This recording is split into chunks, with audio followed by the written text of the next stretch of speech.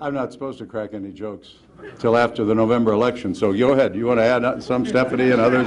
Jump right in.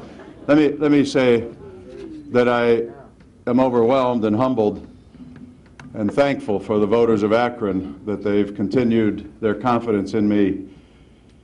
And it is in this most difficult time that, quite frankly, incumbency is not a benefit. I got a call tonight while I was with my family from the mayor of Los Angeles. And he's the president of the Conference of Mayors now. I helped, and I was talking to him about the difficulty in running, and he was thankful that he's not running this year. But I know that in these difficult times, hopefully the voters understood that what Akron needs is what every community needs, which is a leader who'll be honest with them.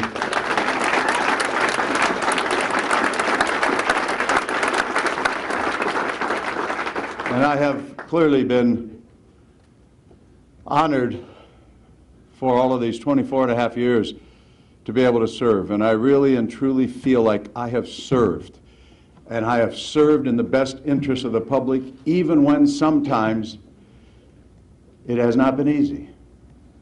And when you tell people that we need to do certain things and it's not comfortable, a lot of politicians run to the easy side. A lot of people hide in the bushes. And to have taken some of the positions that I've taken and the difficulty that I've had the last 4 years going through one after the other campaigns, I really feel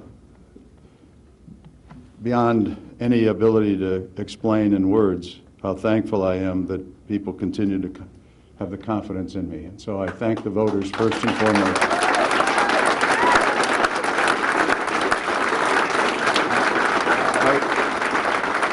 And I don't want to be here all night, so how about if I get through this with no applause lines from here on? I'll be a little different than most people. Let's not plan that, because I really need to thank so many people, and as I look around the room, there's so many. I'm never going to be able to do an adequate job. I did take a few notes, so hopefully I have some of the people who I feel most indebted to who have helped, and that begins with the great number of volunteers who came out, people from every walk of life and every part of the city.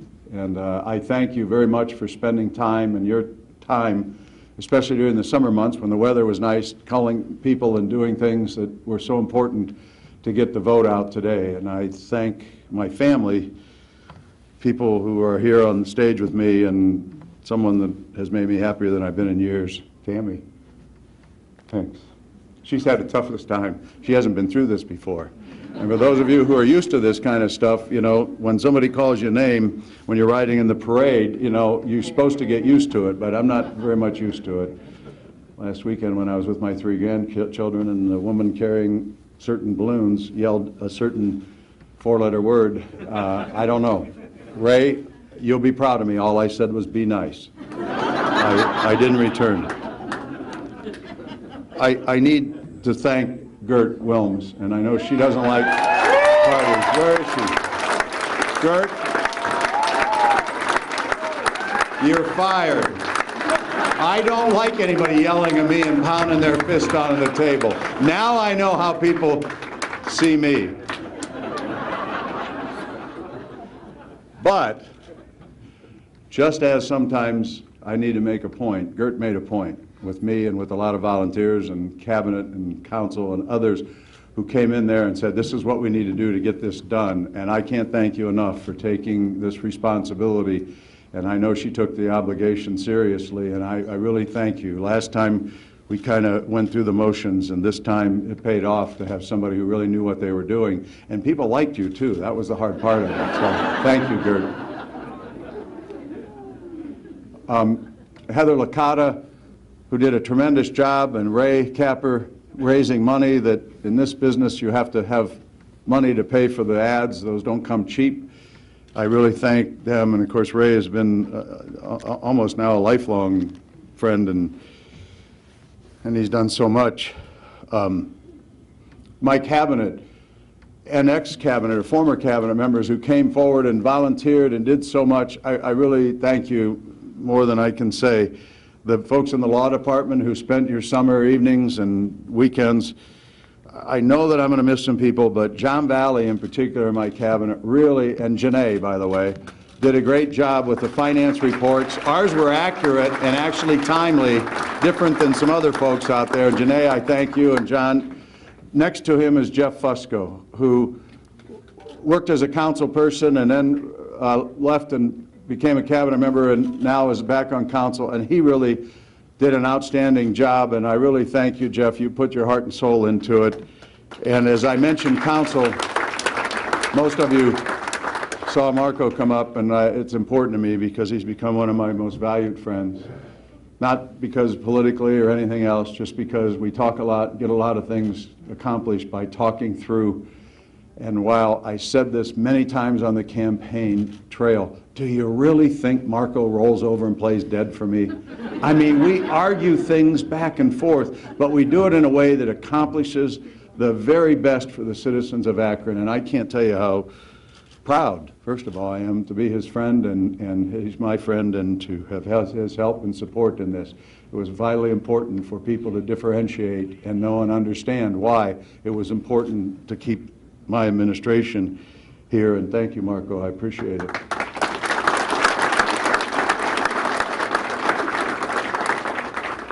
I don't know how many other people I could thank. There are a number of folks. I mean, Gary Moneypenny walked in his ward, and he didn't even have an opposition. He was out there knocking on doors, helping me. And anyway, let me not try to get too much into all the individuals here, but I want to make sure that I lay sort of the groundwork.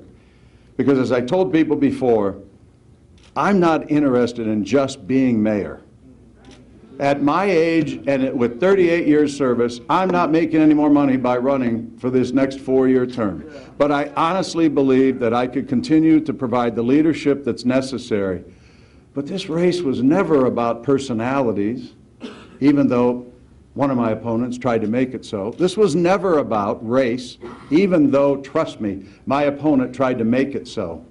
It was never about that. It was about electing someone and a group of people who've tried every way we can to do everything possible to make this city better, even controversial issues. And yes, I provided an idea about leasing the sewer system to give every child a scholarship so that they had the opportunity that my opponent had by birthright. Every poor child in this community had a chance, and my opponents misled this community and led them down the road to convince them that all these dastardly things would happen. And it's the same group that helped in this campaign, and I will never forget what they've done to mislead this community, because, ladies and gentlemen, none of you, and I don't believe anyone in Ohio, has taken the amount of, I'm going to quote the Beacon, exaggerations, misleading statements, and outright lies that I have taken over these last 10 or 12 years. And whether people believe it or not, no matter how long you're in this business or any other business, my skin is the same as anybody else's. I don't toughen up. You think my 84-year-old mother loves to read some story from some nutcase making up something that I've done some criminal act or any of the other crazy things that they've said about me? No. And I do react, and I don't apologize for it. I'm going to continue.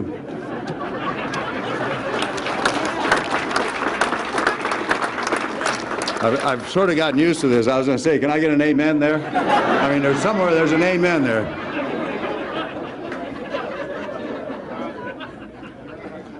But I honestly believe that the majority of voters recognize the difference between workers and people who talk. And I made a joke earlier, but honestly, I've been in a number of churches. There was a celebration for a church that had a 100th anniversary. There are other churches. And I can't tell you how many pastors have talked about the people in his own church, the doers, the people who do things, and then the people who sit back and complain. And I'm thinking it's the same thing in Little League and Girl Scouts and everything else. Some people want to do something and others don't. The people who come in and volunteer to paint this room beige, if in a church, but somebody will sit back and complain because they didn't paint it green. In our society, that number is about 38%. And so my opponent had a built-in 38%. Because we were doing something. And when you do something, somebody's going to complain. Well, I'm going to continue to do something, and I pledge one thing.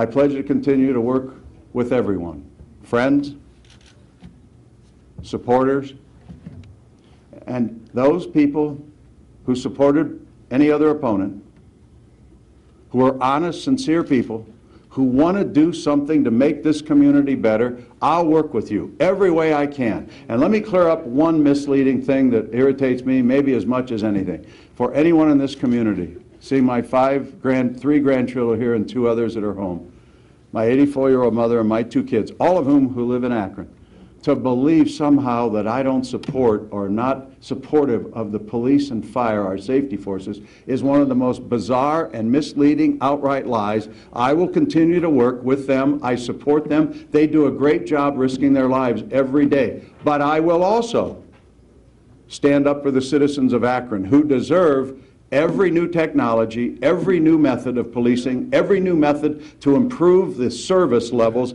that the people in Akron deserve. And I'm sorry if that offends somebody who wants to sit on their butt behind some desk instead of out serving the public in these neighborhoods of Akron. I'll continue to fight for the citizens of Akron. So, as we go forward, I look forward to working with many people. But I will continue to stand up against people who mislead the citizens of Akron and lead them down the road, and I'm not going to mention other cities, nearby or otherwise, who've bought into this stuff, that anti-this and that, and they never move forward. No, we're going to continue to bring jobs here. We're going to continue to work with businesses. We're going to continue to improve our services in the neighborhood to make sure that abandoned houses and weeds get turned in, and I actually call those in, believe it or not. Different than some other people. But we're going to continue to work with people who care about this city, who continue to dedicate themselves to spend their time to improve this city, and I'll work with each and every one of the persons out there, whether they supported me or not. But I learned a long time ago from a guy, and many of the council members will recognize the name, Matt Sibbitt, passed away the last year and a half. Matt was a cantankerous, tough guy who almost always said the wrong thing. But in my first campaign, we had an opening in my campaign office. And right near the end, as I was standing greeting people and they were going back, I saw him walk in and he shook my hand and I whispered in his ear, "You got a lot of guts coming here." Because I always looked at him as just a total antagonist. And he said, "No, Don, you have me wrong. I don't have any malice in my heart. I just work and come to council and keep pushing to make South Akron, my neighborhood, better." And I have loved Matt Sibbitt ever since, because I understand that there are people who might have different feelings and different ways of doing things, but Matt Sibbitt was sincere and honest, never lied a day in his life. I was at his funeral, we passed resolutions, he came to council. That's the person I want. You can disagree with me on 99 out of 100 things, but let's agree on one thing. Let's go forward together, working for the betterment of Akron, and while we may have 100 different ideas on how to do it, let's figure out how to just do it. Thank you all. I appreciate it.